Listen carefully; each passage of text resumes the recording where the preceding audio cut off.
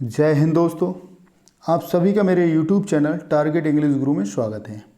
दोस्तों, जैसा कि आप जानते हैं कि हम इंग्लिश ग्रामर के महत्वपूर्ण टॉपिक पार्ट्स ऑफ स्पीच को डिस्कस कर रहे हैं। दोस्तों, पिछली वीडियो में हमने पार्ट्स ऑफ स्पीच के महत्वपूर्ण टॉपिक प्रोनाउंस पर चर्चा की थी, जिसमें दोस्तों हमने personal pronoun, distributive pronoun, demonstrative pronoun, indefinite pronoun, reflexive pronoun आदि 5 प्रकार के जो प्रोनाउन थे उसको हमने डिस्कस किया था। और दोस्तों, आज का जो महत्वपूर्ण वीडियो है वह जो बाकी के 5 प्रोनाउंस बचे हैं उस पर चर्चा करेंगे। ठीक है दोस्तों, तो चलिए दोस्तों शुरू करते हैं आज का महत्वपूर्ण वीडियो। आज का जो महत्वपूर्ण वीडियो है दोस्तों, हम आज के महत्वपूर्ण वीडियो में जो बाकी के 5 प्रोनाउंस बचे हैं, जैसे emphatic pronoun, relative pronoun, interrogative pronoun, exclamatory pronoun, reciprocal pronoun इत्यादि पर चर्चा करेंगे। तो चलिए दोस्तों शुरू करते हैं आज का महत्वपूर्ण वीडियो। आइए दोस्तों, चलिए दोस्तों शुरू करते हैं। दोस्तों, हम पिछली वीडियो में 5 तक डिस्कस कर चुके हैं। जो प्रोनाउंस के टाइप्स होते हैं 10 प्रकार के, तो उसमें से दोस्तों हम 5 पढ़ चुके हैं। इसके आगे का दोस्तों आज हम पढ़ेंगे। तो चलिए दोस्तों शुरू करते हैं आज का महत्वपूर्ण वीडियो। तो छठा प्रोनाउन है दोस्तों एम्फैटिक प्रोनाउन। ठीक है दोस्तों, एम्फैटिक प्रोनाउन, इसको दोस्तों हिंदी में कहते हैं दृढ़तावाचक सर्वनाम। ठीक है दोस्तों, इसको हिंदी में कहते हैं दृढ़तावाचक सर्वनाम। देख लेंगे इसको। जिन शब्दों का प्रयोग रिफ्लेक्सिव प्रोनाउंस की तरह होता है उन्हीं शब्दों का प्रयोग इम्पैटिक प्रोनाउन में भी किया जाता है। दोस्तों, आपने पढ़ा रिफ्लेक्सिव प्रोनाउन को पढ़ा, तो जिन शब्दों का प्रयोग रिफ्लेक्सिव प्रोनाउन की तरह होता है उन्हीं शब्दों का प्रयोग इम्पैटिक प्रोनाउन में भी किया जाता है। लेकिन यहाँ ये प्रोनाउन दृढ़ता प्रकट करता है। क्या करता है दोस्तों? दृढ़ता प्रकट करता है। ठीक है दोस्तों, चलिए देख लेते हैं।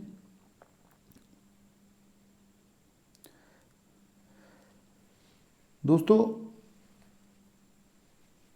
ये माई सेल्फ हो गया, yourself, ourself, herself, itself, them self.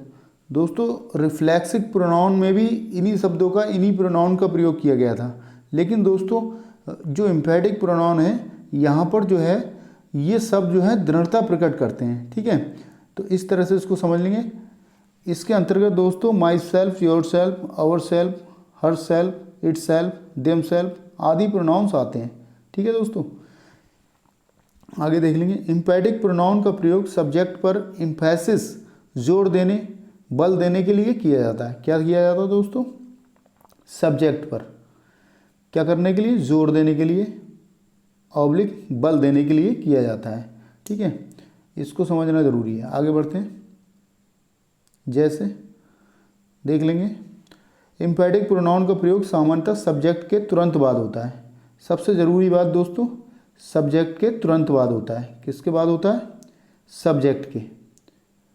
एम्फैटिक pronoun का प्रयोग सब्जेक्ट के तुरंत बाद होता है। ठीक है, देख लेंगे इसको।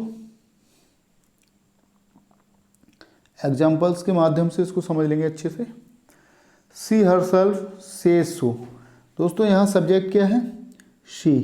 ठीक है, हरसेल्फ सेज सो, वह स्वयं ही ऐसा कहती है। क्या कहती है दोस्तों? वह स्वयं ही ऐसा कहती है। सब्जेक्ट के तुरंत बाद किसका प्रयोग किया गया है दोस्तों? एम्फैटिक प्रोनाउन का, क्योंकि दोस्तों अधिकार की बात कर रहा है। वह स्वयं ही ऐसा कहती है। ठीक है, इसको समझ लेंगे। यहाँ दोस्तों एम्फैटिक की बात कर रहा है, दृढ़ता की बात कर रहा है। एक तरह से दृढ़ संकल्प की बात कर रहे हैं। वह स्वयं ही ऐसा कहती है। ठीक है, दूसरा एग्जाम्पल देख लेंगे। He himself said so. दोस्तों, आपको एक चीज़ तो नोट करके रखना है कि सब्जेक्ट के तुरंत बाद किसका प्रयोग होता है? एम्फैटिक प्रोनाउन का। ठीक है, उसने स्वयं ही ऐसा कहा था। ठीक है, उसने स्वयं ही ऐसा कहा था। आगे बढ़ते हैं।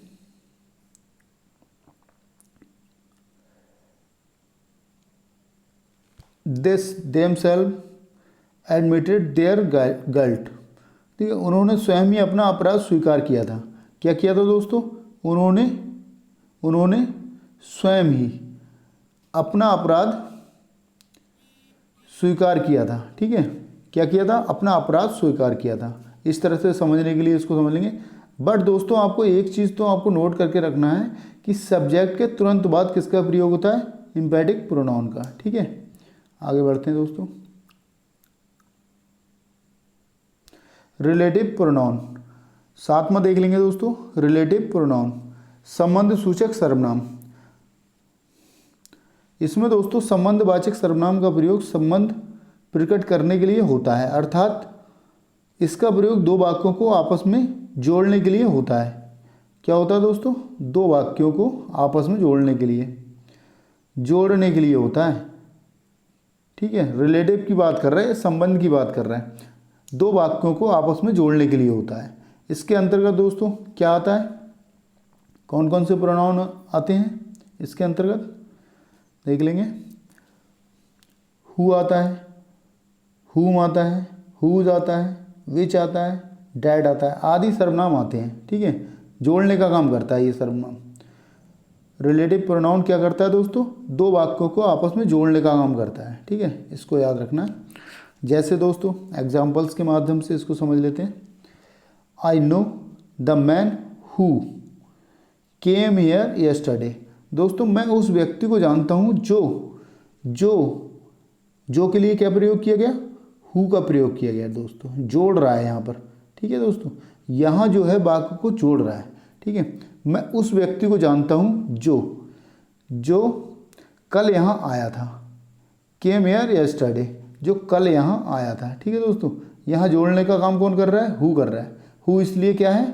रिलेटिव प्रोनाउन है। ठीक है, हु क्या है यहाँ पर? Relative pronoun. इस तरह से देख लेंगे। इसके कुछ रूल्स होते हैं, इसको समझ लेंगे हम अच्छे से। हु का प्रयोग सजीव मानव अर्थात दोस्तों ह्यूमन बीइंग के लिए तथा विच का प्रयोग निर्जीव वस्तु नॉन लिविंग थिंग्स के लिए किया जाता है। ठीक है, किसके लिए किया जाता है? हु का प्रयोग किया जाता है हमेशा। किसके लिए किया जाता है दोस्तों?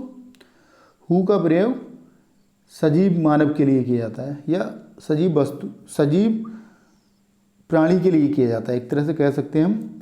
लेकिन दोस्तों विच का प्रयोग क्या किया जाता है? निर्जीव वस्तु के लिए। ठीक है, निर्जीव वस्तु के लिए किसका प्रयोग किया जाता है? विच का प्रयोग। ठीक है, आगे बढ़ते हैं। एग्जाम्पल्स के माध्यम से इसको और अच्छे समझ लेते हैं।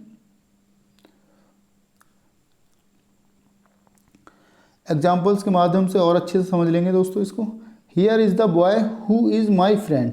दोस्तों हियर जो लड़का यहाँ पर है वह मेरा मित्र है। क्या है दोस्तों? Here is the boy, here is the boy who is my friend. जो लड़का यहाँ पर है वह क्या है? वह मेरा मित्र है। ठीक है, यहाँ जोड़ने का काम क्या कर रहा है?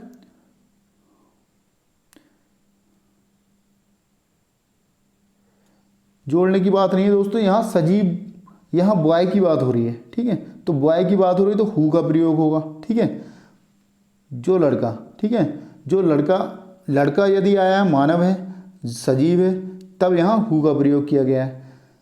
ठीक है, इसको समझ लेंगे। आगे बढ़ते हैं।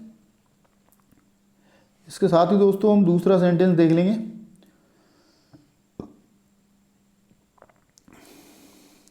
The book which is on the table is mine. दोस्तों यहाँ जब टेबल की बात की गई है, टेबल निर्जीव है, तो विच का प्रयोग किया गया है। ठीक है, the book which is on the table is mine. दोस्तों बुक की बात की गई है, ऑन द टेबल, टेबल के ऊपर रखी है। दोस्तों हमें ये समझना है दोस्तों, सजीव के लिए हु का प्रयोग किया जाता है और निर्जीव के लिए विच का प्रयोग किया जाता है। इस तरह से आप समझ लेंगे। आगे बढ़ते हैं दोस्तों। जो पुस्तक मेज पर है वह मेरी है। ठीक है, जो पुस्तक मेज पर है, जो पुस्तक मेज पर है, यहाँ जो पुस्तक आई है। ठीक है, जो पुस्तक के लिए यहाँ किसका प्रयोग किया गया? विच का प्रयोग किया है। जो लड़के के लिए किसका प्रयोग किया गया? हु का प्रयोग किया गया था। ठीक है, आगे बढ़ते हैं।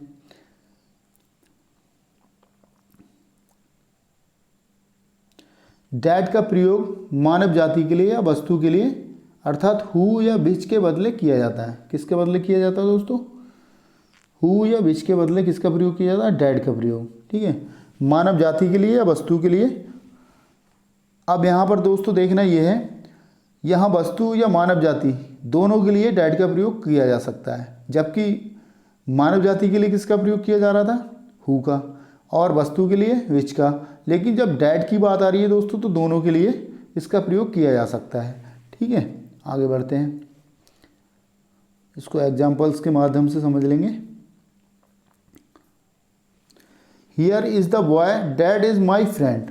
दोस्तों जब बॉयज की बात आई है, बॉय की बात आई है, जबकि वो सजीव है, मानव जाति से संबंध रखता है, तब भी डैड का प्रयोग किया गया है। ठीक है, इसके साथ ही दोस्तों देख लेंगे, वो जो लड़का यहाँ पर है वह मेरा मित्र है। ठीक है, the book dad is on the table is mine. दोस्तों जब बुक की बात की गई है तब भी डैड का प्रयोग किया गया है। सिंपल दोस्तों, दोनों तरीके से हम डैड का प्रयोग कर सकते हैं। वो जो पुस्तक मेज पर है वह मेरी है। ठीक है, इस तरह से आप समझ सकते हैं। आगे बढ़ते हैं दोस्तों।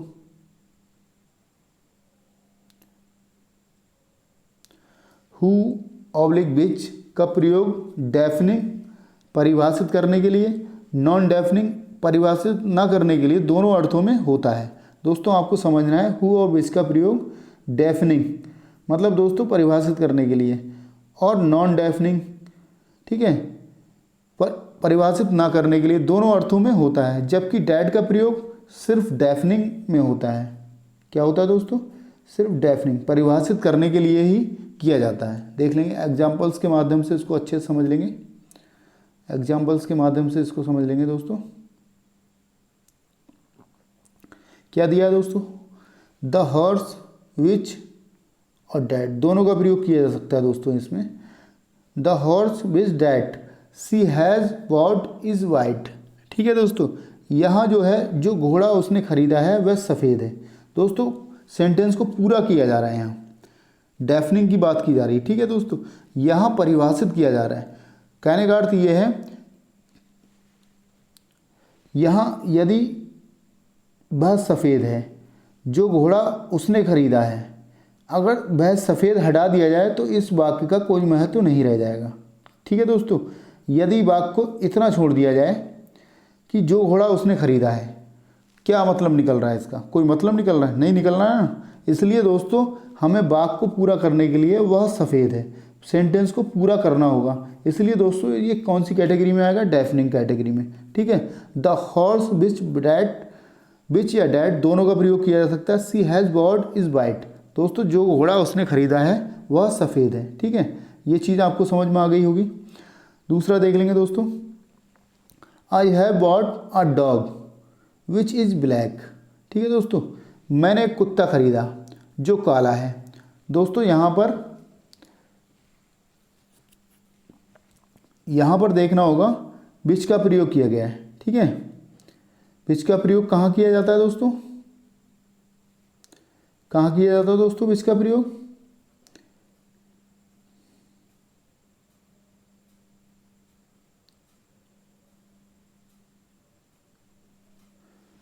डेफनिंग और नॉन डेफनिंग दोनों में किया जाता है ना। हु और विच का प्रयोग डेफनिंग परिभाषित करने में और नॉन डेफनिंग परिभाषित ना करने में दोनों अर्थों में होता है, जबकि डैट का प्रयोग सिर्फ डेफनिंग में होता है। दोस्तों कहने का अर्थ ये है, जो डैट का प्रयोग है यहाँ पर ये डेफनिंग सेंटेंस है, इसलिए यहाँ पर किया जा सकता है। ठीक है, लेकिन दोस्तों जब विच का प्रयोग होगा वो डेफनिंग और नॉन डेफनिंग दोनों में किया जा सकता है। ठीक है, तो दोस्तों I have bought a dog which is black. दोस्तों यहाँ मैंने एक कुत्ता खरीदा है जो काला है, डेफनिंग सेंटेंस है, इसलिए दोस्तों विच का प्रयोग किया जा सकता है। आगे बढ़ते हैं दोस्तों।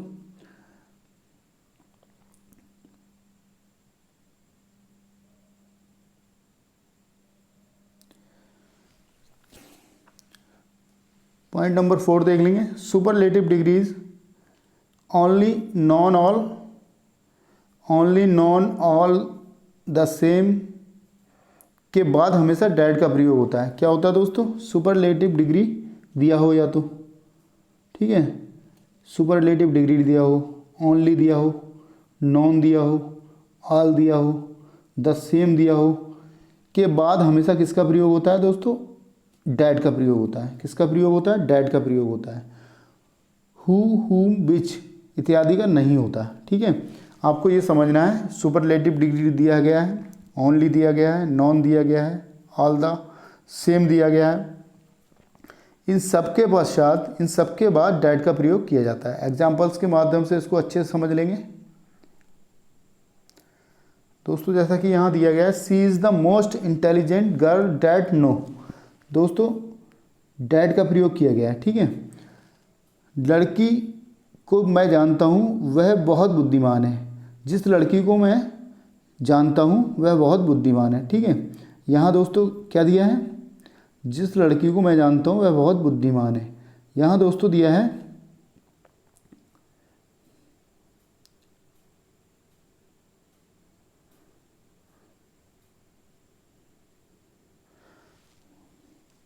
दोस्तों she is the most intelligent girl that know. जिस लड़की को मैं जानता हूँ वह बहुत बुद्धिमान है। यहाँ दोस्तों दिया है मोस्ट इंटेलिजेंट। ठीक है, मोस्ट इंटेलिजेंट जो दिया है दोस्तों, ये किसका उदाहरण है?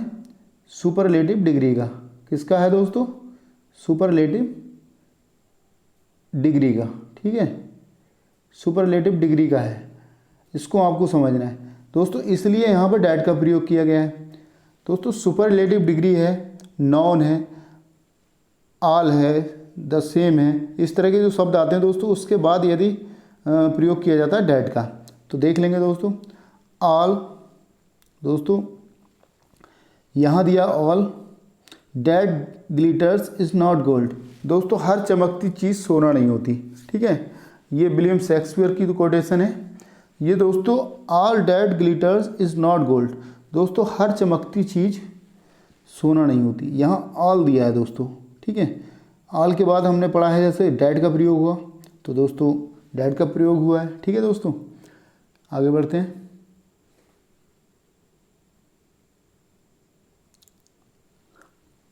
हु, हुम, हुज का प्रयोग सामान्यतः व्यक्तियों के लिए होता है। किसके लिए होता है दोस्तों? सामान्यतः व्यक्तियों के लिए होता है। हु, हुम, हुज। ठीक है, हु का प्रयोग नॉमिनेटिव केस में होता है। नॉमिनेटिव केस मतलब कर्ता के रूप में होता है। ठीक है, हु का प्रयोग कर्ता के रूप में होता है, अर्थात इसके बाद हमेशा वर्ब का प्रयोग होता है। दोस्तों हु के बाद हमेशा वर्ब का प्रयोग होता है। ठीक है, जबकि हुम का प्रयोग ऑब्जेक्टिव केस में होता है। ये दोस्तों आपको याद रखना है। जबकि हुम का प्रयोग किस में होता है? ऑब्जेक्टिव केस में, कर्म में होता है वह, और इसके बाद वर्ब नहीं आता। ठीक है, इसके बाद क्या होता है दोस्तों? वर्ब नहीं आता। और हुज का प्रयोग पॉजेसिव केस में होता है। किस केस में होता है? पॉजेसिव केस में, आधिकारिक केस में होता है दोस्तों। इसको आप समझ लेंगे। हु का प्रयोग किस में होता है? नॉमिनेटिव केस में होता है। हुम का प्रयोग किस में होता है? ऑब्जेक्टिव केस में होता है। हुज का प्रयोग किस में होता है? पॉजेसिव केस में होता है। माई, माइन जैसे इस तरह के होते हैं ना प्रोनाउन, उसमें होता है दोस्तों। ठीक है, आगे बढ़ते हैं। एग्जाम्पल्स के माध्यम से इसको समझ लेंगे। जैसे दिया है दोस्तों, everyone likes the boy who speaks the truth. ठीक है दोस्तों, हु का प्रयोग कैसे होता है दोस्तों? सब्जेक्टिव केस में होता है।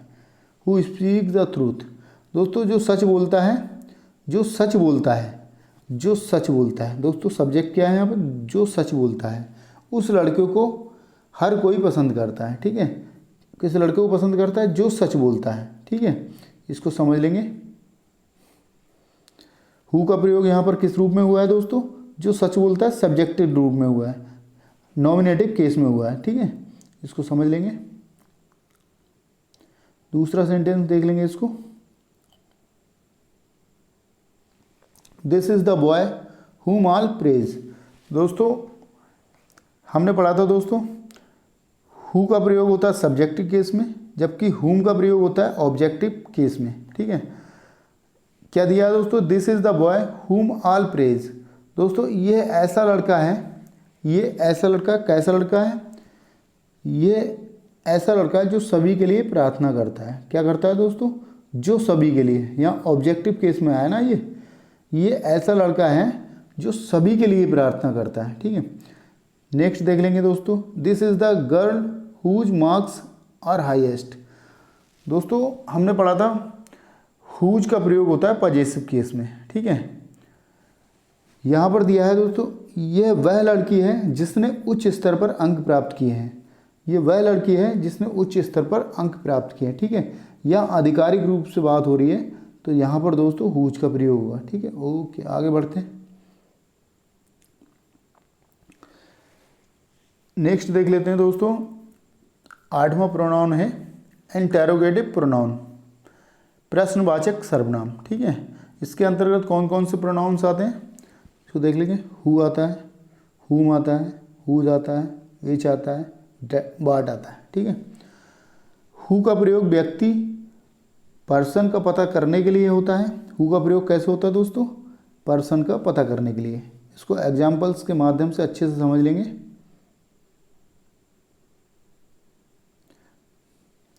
Who is knocking at the door. ठीक है, दरवाज़ा कौन खटखटा रहा है। Who is knocking at the door. ठीक, दरवाज़ा कौन खटखटा रहा है। दोस्तों इसका प्रयोग कैसे होता है, पता करने, पर्सन का पता लगाने के लिए, पता करने के लिए। ठीक है, हु यहाँ पर कौन के लिए आया है, नॉकिंग एट द डोर, दरवाज़ा कौन खटखटा रहा है, इसमें देख लेंगे। हमें पता करना है ना, पर्सन का पता करना है, आखिर है कौन। Who gave you that book. दोस्तों वो पुस्तक आपको किसने दी। ठीक है, या कौन देता है, आपको कौन देता है,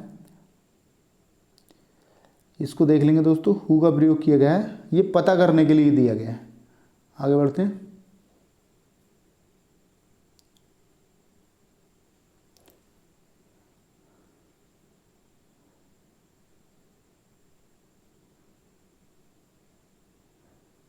देख लेंगे दोस्तों, विच का प्रयोग व्यक्ति और वस्तु दोनों के लिए अथवा चुनाव, सिलेक्शन और विकल्प, ऑप्शन दोनों के लिए होता है। किसके लिए होता है दोस्तों, विच का प्रयोग व्यक्ति और वस्तु दोनों के लिए होता है, चुनाव के लिए भी होता है, विकल्प ऑप्शन दोनों के लिए भी होता है। ठीक है, जैसे दोस्तों समझ लेंगे एग्जाम्पल्स के माध्यम से।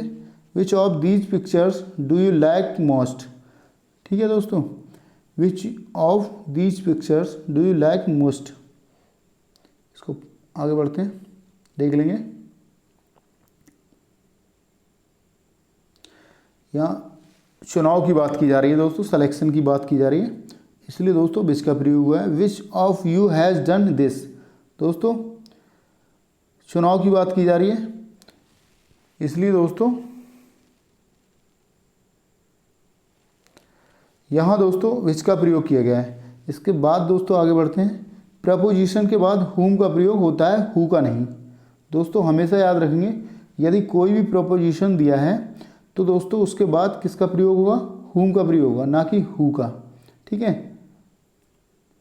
एग्जाम्पल्स के माध्यम से इसको समझ लेंगे। बाय हुम, बाय क्या है दोस्तों, यहाँ पर बाय क्या है दोस्तों, एक प्रपोजिशन है। ठीक है, और उसके बाद किसका प्रयोग हुआ है, हुम का। Was the glass broken. ठीक है, इस तरह समझ लेंगे, कोई भी प्रपोजिशन दिया है उसके बाद हुम का प्रयोग होगा, ना कि हु का प्रयोग होगा। आगे बढ़ते हैं दोस्तों। एक्सक्लेमेटरी प्रोनाउन, विस्मयादि बोधक सर्वनाम। दोस्तों जैसा कि आप जानते हैं विस्मयादि बोधक प्रोनाउन है, ये आश्चर्य की बात करता है, सरप्राइज की बात करता है, अचानक होने वाली घटनाओं की बात करता है। इस तरह से दोस्तों इसके साथ ही इसके अंतर्गत जो आता है, इस प्रोनाउंस के अंतर्गत जो आता है शब्द वार्ड आता है। दोस्तों वार्ड ही इसका मुख्य रूप से प्रोनाउन है, इसके अंतर्गत जो है वार्ड का प्रयोग किया जाता है। जब इंटेरोगेटिव वार्ड का प्रयोग आश्चर्य, सरप्राइज व्यक्त करने के लिए होता है तो ये एक्सक्लेमेटरी प्रोनाउन कहलाता है। क्या कहलाता है दोस्तों, एक्सक्लेमेटरी प्रोनाउन कहलाता है, विस्मयादि बोधक सर्वनाम कहलाता है। वार्ड का प्रयोग होता है इसके अंतर्गत, इसको आप समझ लेंगे, एग्जाम्पल्स के माध्यम से देख लेंगे दोस्तों इसको। What you don't know Sachin. दोस्तों एकदम आश्चर्य की बात की जा रही है, यू डोंट नो, क्या तुम नहीं जानते सचिन को। What you don't know Sachin, क्या आप सचिन को नहीं जानते? इस तरह से दोस्तों एकदम आश्चर्य की बात होती है, what you don't know Sachin. ठीक है दोस्तों, इस तरह से आश्चर्य की बात की जा रही है। आगे बढ़ेंगे दोस्तों। जो लास्ट हमारा प्रोनाउंस है दोस्तों, रेसिप्रोकल प्रोनाउन। दोस्तों इसमें दोस्तों परस्पर वाचक सर्वनाम भी कहते हैं इसको। इसमें दोस्तों ईच, अदर, वन अनदर इत्यादि शब्द होते हैं। ईच अदर का प्रयोग सिर्फ दो के लिए किया जाता है, जबकि वन अनदर का प्रयोग दो से अधिक के लिए किया जाता है। ईच अदर का प्रयोग दोस्तों किसके लिए किया जाता है? दो के लिए। ठीक है। ईच वन अनदर का प्रयोग दोस्तों दो से अधिक के लिए किया जाता है, लेकिन आधुनिक प्रयोग में ईच अदर तथा वन अनदर के प्रयोग में कोई खास अंतर नहीं माना जाता है। ठीक है। जैसा कि दोस्तों ईच अदर का प्रयोग दो के लिए किया जाता है, वन अनदर का प्रयोग दो से अधिक के लिए किया जाता है, लेकिन दोस्तों जब आधुनिक युग की बात करें, आधुनिक प्रयोग की में बात करें, तब दोस्तों ईच अदर और वन अनदर के प्रयोग में कोई खास अंतर नहीं माना जाता है। ठीक है। इसको देख लेंगे एग्जाम्पल्स के माध्यम से।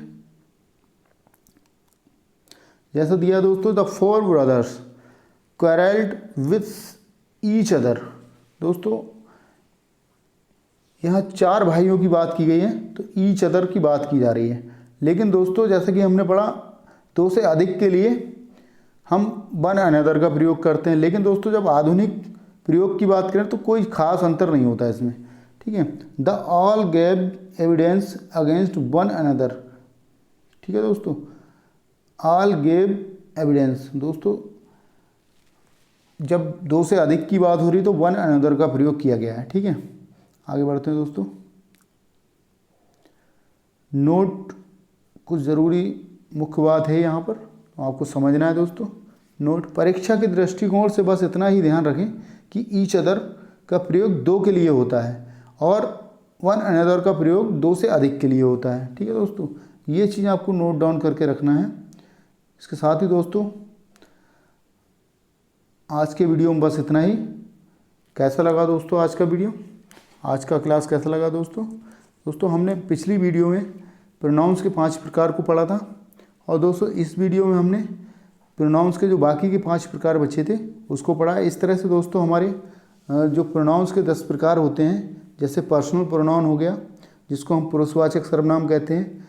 दूसरा डिस्ट्रीब्यूटिव प्रोनाउन हो गया जिसको दोस्तों हम विभाग सूचक सर्वनाम कहते हैं। इसके साथ ही दोस्तों डेमोन्स्ट्रेटिव प्रोनाउन हो गया जिसको संकेतवाचक प्रोनाउन कहते हैं। इसके साथ ही दोस्तों इंडेफिनिट प्रोनाउन हो गया जिसको अनिश्चयवाचक प्रोनाउन कहते हैं। इसके बाद दोस्तों रिफ्लेक्सिव प्रोनाउन हो गया जिसको निर्वाचक सर्वनाम कहते हैं।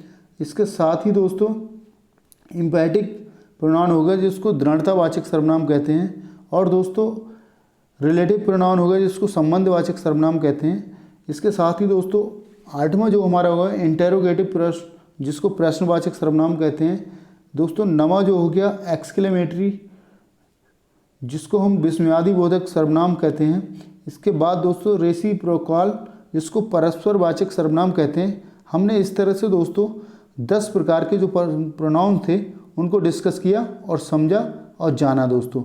जैसा कि दोस्तों हमने पिछली वीडियो में 5 प्रकार के प्रोनाउंस को पढ़ा था और इस वीडियो में 5 प्रकार के जो बाकी के प्रोनाउन थे उसको डिस्कस किया है, तो मैं समझता हूँ दोस्तों आपको पूरी तरह से जो 10 प्रकार के प्रोनाउंस हैं वो समझ में आ गए होंगे। और दोस्तों मैं आशा करता हूँ कि वीडियो आपको अच्छा लगा होगा। और दोस्तों इसके साथ ही वीडियो यदि अच्छा लगा है तो लाइक और शेयर करें और मेरे यूट्यूब चैनल टारगेट इंग्लिश गुरु को सब्सक्राइब करें दोस्तों। इसके साथ ही दोस्तों आज की वीडियो में बस इतना ही दोस्तों। फिर एक नए टॉपिक के साथ नेक्स्ट वीडियो में उपस्थित होंगे। तब तक के लिए दोस्तों जय हिंद। और उसके साथ ही दोस्तों thanks for watching this video. Thank you so much.